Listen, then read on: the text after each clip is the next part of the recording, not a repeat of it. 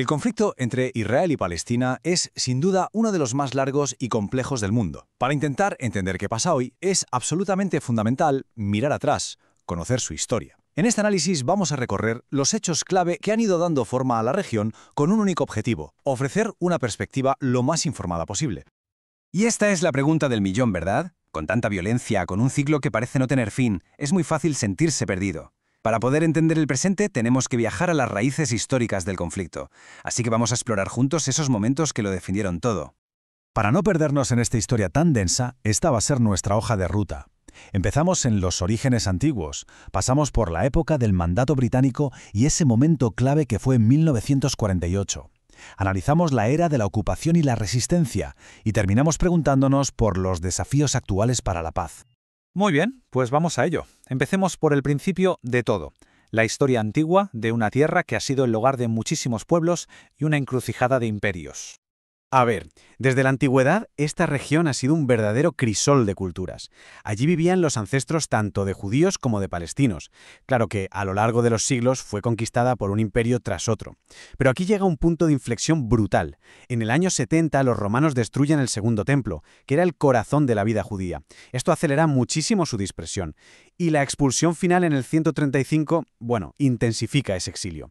Siglos más tarde, en el VII, la conquista árabe introduce el Islam y vuelve a reconfigurar todo el panorama cultural y religioso de la zona. A todo este fenómeno se le conoce como la diáspora judía, la dispersión del pueblo judío por todo el mundo. Pero a pesar de ese exilio, mantuvieron siempre una conexión cultural y religiosa profundísima con su tierra ancestral, un anhelo que, como veremos, será fundamental siglos después. Ahora damos un salto enorme en el tiempo hasta la Europa del siglo XIX. Allí las comunidades judías se enfrentaban a una persecución y un antisemitismo crecientes. Y esta hostilidad constante fue el caldo de cultivo para un nuevo movimiento político que buscaba una solución, digamos, radical: tener un Estado propio. Y ese movimiento fue el sionismo. Liderado por pensadores como el Theodor Herzl, el objetivo era muy claro: establecer un hogar nacional para el pueblo judío en Palestina. Esto impulsó a la primera gran ola de migración judía a la región. El problema, claro, es que esa tierra no estaba vacía, ni mucho menos. Estaba habitada desde hacía siglos por una población árabe. Y esto inevitablemente sentó las bases de un futuro conflicto por el territorio. Avanzamos ahora al siglo XX, una época en la que las potencias europeas, y sobre todo Gran Bretaña, empezaron a redibujar el mapa de Oriente Medio. Y las consecuencias, como veremos, fueron duraderas. Y aquí es donde la cosa se complica, y mucho. Durante la Primera Guerra Mundial, Gran Bretaña jugó a dos bandas de una forma increíble. Por un lado, le prometió a los líderes árabes un estado independiente si les ayudaban contra el Imperio Otomano, y a la vez, casi simultáneamente, con la famosa Declaración Balfour, le prometió al movimiento sionista su apoyo para crear un hogar nacional judío exactamente en la misma tierra. Todo esto, por supuesto, ignorando a la población que ya vivía allí.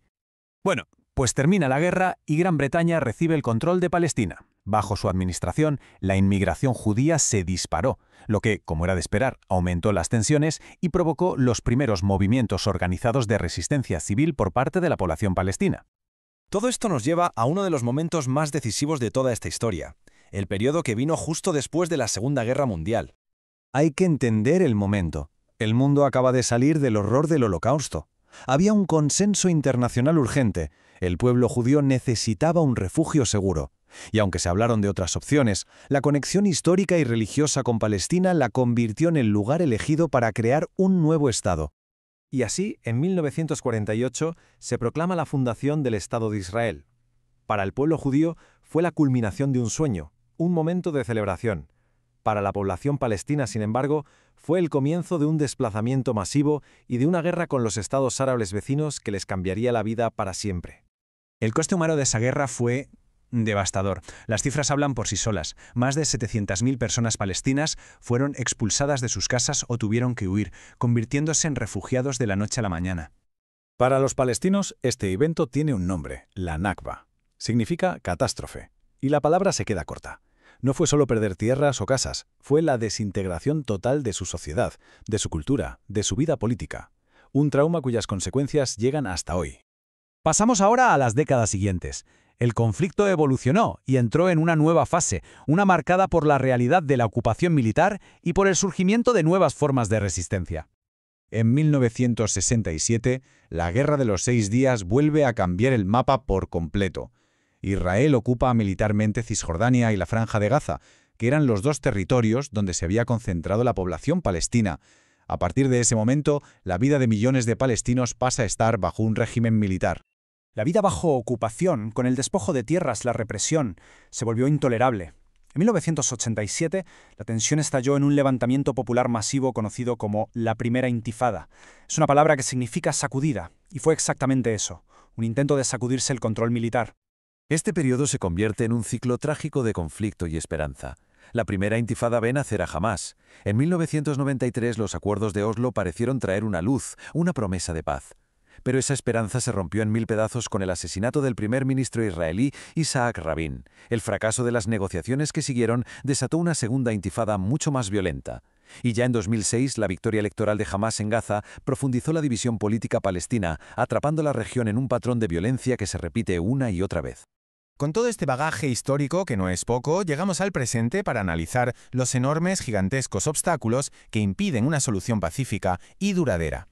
Miren, los datos de Naciones Unidas revelan una asimetría clarísima. Entre 2008 y septiembre de 2023, o sea, justo antes de la última escalada, el número de víctimas palestinas fue muchísimo mayor que el de víctimas israelíes.